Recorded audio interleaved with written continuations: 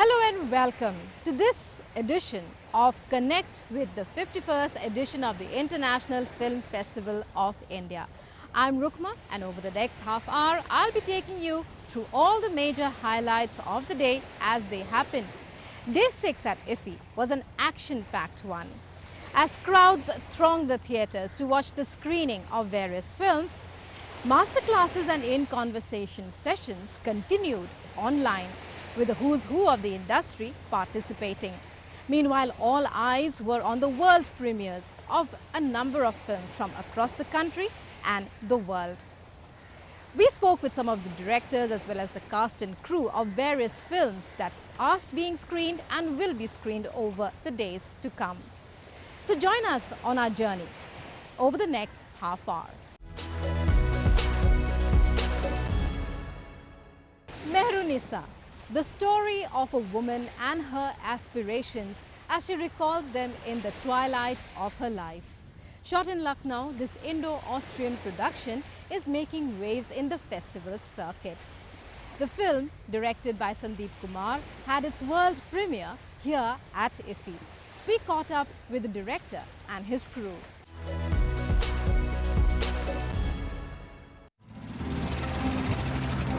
Changes? किसने किए? हमने किया और किसने किया? ये भी कोई मजाक है? मजाक आप लोगों ने बनाया है। 1857 की गदर का, हम लखनवी औरतों के जज्बातों का। 35 करोड़ रुपए प्रोड्यूसर लगा रहा है, आप नहीं।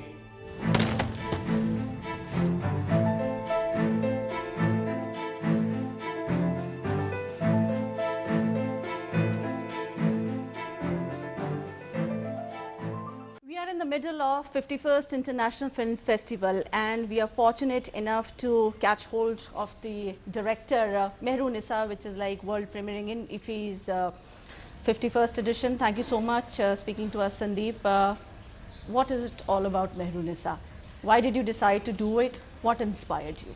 Well, Mehrunisa is a story about an 80-year-old woman, right. An 80-year-old actress, and a face-off with the patriarchy of India, especially of Bollywood.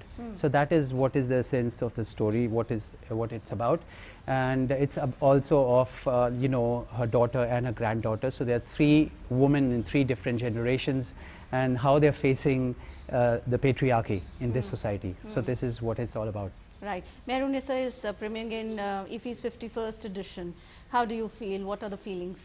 Oh, we are extremely thrilled. It's not just been selected, it has been selected here as the Mid-Fest film, yes. And we're doing a world premiere over here. And that was a dream because, like, you know, since it's an Austrian production being shot in Lucknow, so my dream was to have the world premiere on Indian soil. And what can be a better platform than this great festival over here, especially in Goa with, like, you know, 30 degrees, the sun, the warmth, and at times where the whole of Europe is almost in a lockdown. It's cold, it's snowing, everybody's at home. So we are extremely thrilled to be here, and it's like paradise. So I don't think there could have been any other place to have a better world premiere for a film than here. Right. Sandeep, thank you so much for speaking to us, and all the best wishes for your future ventures. Thank you so much. Right. So this is Jyotika Grover signing off with my camera person Kuldeep Enjana for DD India. Changes?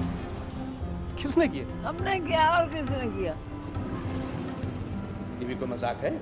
मजाक आप लोगों ने बनाया है। 1857 की गदर का, हम लखनवी औरतों के जज्बातों का। 35 करोड़ रुपए प्रोड्यूसर लगा रहा है, आप नहीं।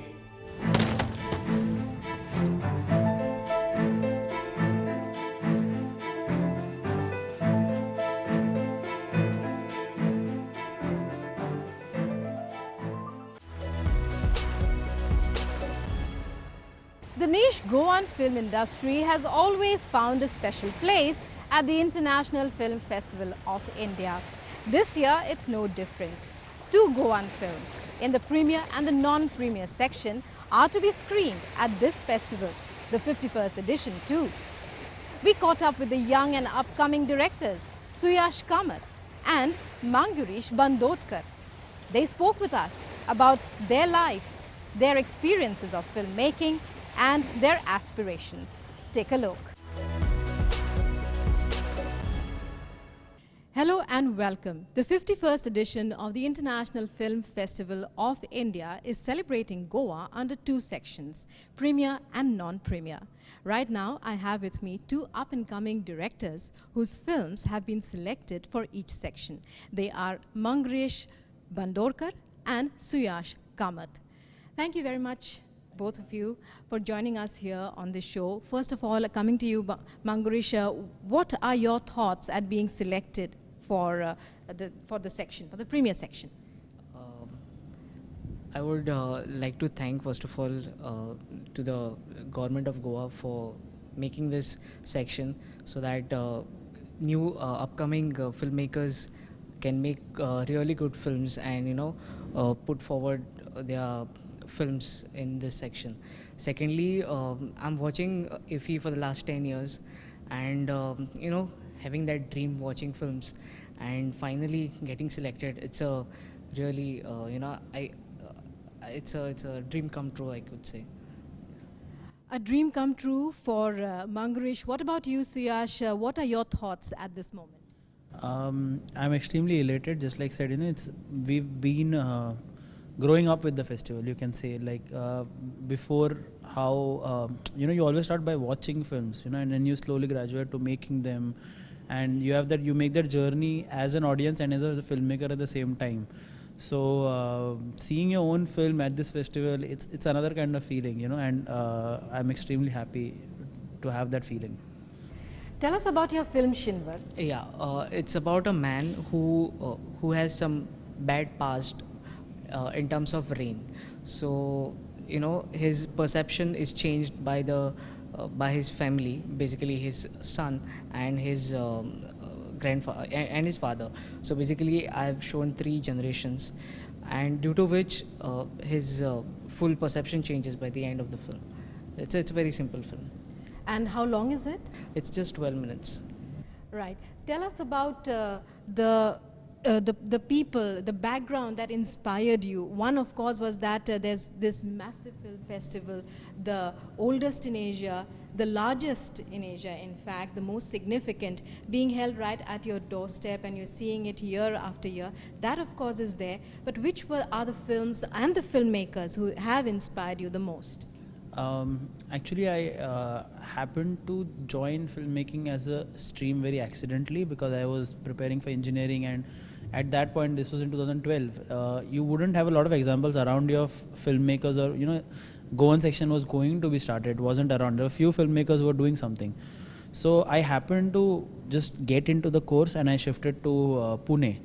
And there, one day I happened to see a short film made by Umesh Kulkarni, who's a very well-known Marathi director whose films have played at IFFI as well. So his short film was about his grandmother and a grandson and their relationship, and how that stands as a metaphor for a city where the old goes away and the young has to deal with the new that's around. And even though it was made about his personal story and about a culture that's completely alien to me, it felt like it's my story. And that feeling that I experienced at that point, that connection, that's very precious to me, and it's something I want to achieve in my work, where irrespective of culture or milieu, the story has to connect. And that's somewhere that inspired me to come here. Apart from other filmmakers, and you start exploring other rare countries and all that, but this is where the beginning was. Right. That was the beginning for Suyash. What about you, Mangresh? For me, it started a long back. Like watching films is one part, but making films was a different thing, because in Goa it was just starting. The filmmaking was just starting, and the first film which I watched and which I got inspired was a Malayalam film. I don't remember the name of the film right now, but that film inspired me so much that I could make something to show Goan culture, or maybe a Goan ancestral house through which with a rain background we could show something. So that was my inspiration. And as he said, he's into engineering background. Same, it goes to me also. Even I'm into engineering. I've completed my engineering, and then I shifted to filmmaking. So it was a long journey. Right. And when it comes to studying and training for the art, you are a student at the Satyajit Ray Film and Television Institute of India. So, do you feel that Satyajit Ray can inspire? He remains relevant even today. Absolutely. I mean, his films are way ahead of their time, and he remains not only relevant because of the stories, but about how he makes them, his form, his approach to his universal approach to storytelling. You know, where we haven't had this original a filmmaker ever since he has stopped making films. So that kind of original commitment that he had to his form and to different stories that he approached, and till now that I'm in Calcutta, I realize how many generation of filmmakers he has inspired, and to take that back to your home and to your culture and to draw those kind of relevances, that's a journey I'm trying to make. And being at the institute, and because we still have some of his films on 35 and we screen them sometimes, so that kind of connection is a very personal connection. So it's very inspiring. Yeah. And Mangurish, what do you think about being trained, the training that people undergo nowadays, which was not available in the earlier days? People became filmmakers on their own because they had a kind of vision, a passion. How important do you feel training is? Have you undergone some kind of training? Yes, I have done filmmaking in diploma in filmmaking in Vincent Academy, which is the first academy in Goa, and we were the first batch of that film academy. So it feels really great to get an exposure with so many really good faculties from FTI. We got a really good background in terms of script writing, to the process of filmmaking, production, to the post production. So it was full filmmaking course. So it is very important. Yeah, some people say that you can learn from YouTube, and that I'm not saying it's wrong, but you need that, that education is very important, that training is very important, I feel. And so Yash, tell us more about your film and also your perspective. How is technique more important, or is the emotion that a film generates, is that more important? So briefly about my film, it's called Written in the Corners, which is actually a line from a small quote, which is taken from Italo Calvino's book called Invisible Cities, and very probes the question that how do cities remember their own history. And they remember it through what they write it in each corner, where you'll see a scratch or you'll see a part of history that just lives on its walls everywhere. So that inspiration was central in trying to make a story about a cafe and its past and its present and possibly its future, and through which it's in a sense a metaphor for the city of Panjim, which I've grown up in, and I've seen so much change. And even though it's not become as cosmopolitan as a lot of other Indian cities, it still has a very original flavor. I hope that remains. So that is there. And coming to your second question about technique and emotion, what I've realized over time is that they cannot exist independently. Emotion cannot exist without technique, and technique cannot exist without emotion, because technique has no motivation without emotion, and emotion doesn't have a context without technique, because emotion needs technique to be made relevant to everybody else. So it is a very symbiotic relationship, and somewhere the best kind of films are the ones that strike that balance perfectly between technique and emotion. And like it's always said, form follows function. So that is, I think, that defines what the relationship between technique and emotion is. Right. And your hopes for the future and the importance of IFFI.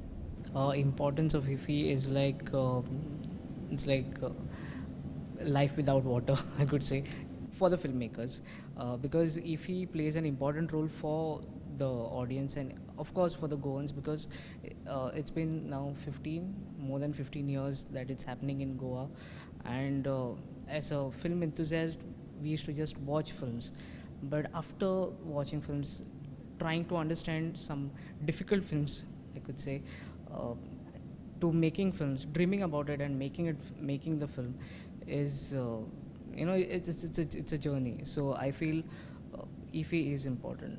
Yeah. And you've been at IFFI before. This is not your first time. Do you feel that there's a difference, that it has moved one step forward in changing the narrative as far as showcasing films are concerned? Because despite the pandemic, despite the lockdown, despite so many restrictions, it has gone on ahead to fulfill its legacy. Absolutely, but it's I've been coming to IFFI for so long. It's slightly unnerving to see it so less crowded, but it's legitimate because it's a pandemic and because the government has also reduced the capacity to ensure safety. But that feeling of what IFFI feels like home is slightly absent this time. But it's not in terms of the films; it's about the people. That you meet people, so many people. But it's a good thing that it's not happening this time that way. That we are only here to watch the films and enjoy the films. So I'm happy that at least it was held at least this year, so that the tradition continues, and hopefully we can go back to enjoying film festivals the way they were, because it's a very unique kind of way of watching films and meeting very different kind of people that you wouldn't otherwise meet in your daily walk of life. So I hope it can come back full swing next year. Thank you very much, Suyash, for joining us, and many thanks to you, Mangarish, as well. And well, two young directors from Goa, part of the niche Goan film industry, to which the International Film Festival of India has been providing a platform. We wish them all success. That's all from me for now. Thanks for watching. The opening ceremony at IFFI saw stars descending on the ceremony virtually. As days continue to pass of the 51st edition of the film festival, more and more filmmakers and others of the film fraternity are actually making the trip to Goa to attend the various events.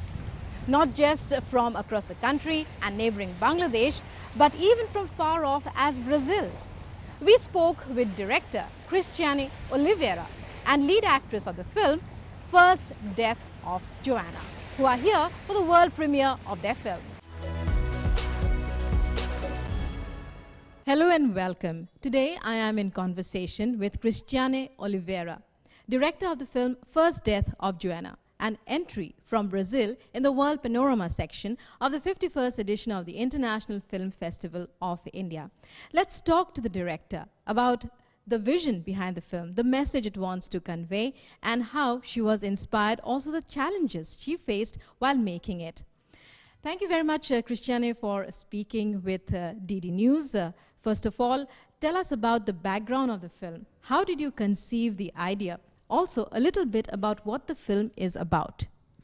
Well, I was inspired by a real story of a woman that was very close to me, and she died at 17 years old without never had a relationship. She never dated anyone. And I started to research about her past, and then I wrote the character of Joanna's aunt, and she is a creation that is about courage. She's a character that brings up this message about how sometimes we need to have courage to be who we really are, against the social expectations of gender and things like that. All right. Also tell us about how the plot flows a little bit so that we can better understand what to expect. So Joanna is helped by Carolina, the character played by Isabella, and she helps Joanna in this investigation. But the adults around her don't give very clear answers about the aunt. So she starts to creating her own world. It's a kind of a fantastic world where she finds the strength to be who she really is, to express herself and to find her own answers to become a woman. All right. When we talk about Brazil, we do know that it was one of the worst affected as far as the COVID-19 was concerned. Take us through the challenges you faced in making the film in the midst of the pandemic. Well, the film was shot in 2018, so it was before the pandemic. But releasing now during the pandemic, it's a big challenge because we made the film for the public. We want to be with the public. So that's why I'm very happy to be able to be here, because the festival has all the protocols necessary for the prevention. And in Brazil, we are still facing this problem. We can't show the film for the public yet. We are expecting that on the second semester we'll be able to be together in Brazil. But nowadays, it's really sad, the situation, and we can't do that there. All right. When we talk about your selection for the International Film Festival of India, what was your reaction when you knew that your film has been selected for the World Panorama section? Did you expect it? No, actually it was a big surprise, because we are living this moment where many festivals are being canceled, and many festivals has now less films selected.